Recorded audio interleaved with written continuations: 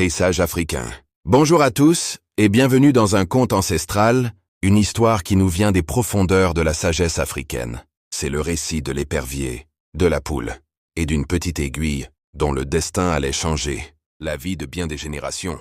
Il était une fois, dans un temps lointain, où les animaux parlaient et vivaient en bonne entente, un majestueux épervier.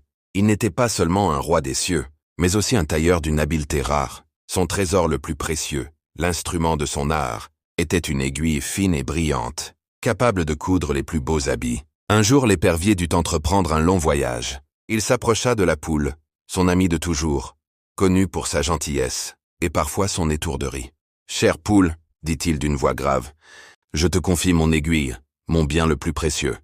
Garde-la en sûreté et jure-moi de la rendre à mon retour. » La poule, fière de cette confiance, accepta avec joie. Jurant de protéger le précieux outil, elle la cacha sous un tas de cendres, pensant qu'elle y serait à l'abri. Les jours se transformèrent en semaines, les semaines en mois. La poule, mère attentive et occupée, courait après ses petits poussins, cherchait de la nourriture et veillait à leur sécurité. Peu à peu, l'aiguille, cachée sous les cendres, sombra dans l'oubli. Un après-midi, en grattant le sol avec vigueur pour dénicher quelques vers pour ses petits, la poule, sans le savoir, projeta l'aiguille loin d'elle, la perdant dans la poussière et les herbes folles. Enfin, le grand épervier revint. Il atterrit avec force devant la poule, son regard perçant. « Ami poule, dit-il, me voici. Le voyage fut long, mais je suis prêt à reprendre mon travail. Rends-moi mon aiguille !» La poule sentit son cœur battre la chamade. Un frisson parcourut ses plumes.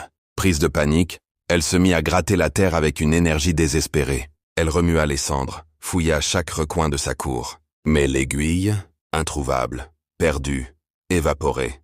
Les larmes aux yeux, elle dut avouer sa négligence à l'épervier. La colère de l'épervier fut terrible. Son regard devint rouge, ses plumes se hérissèrent. Il leva sa voix d'une manière effrayante et prononça les premiers mots de sa terrible sentence. « Puisque ton oubli m'a privé de mon gagne-pain, voici le début de ta punition.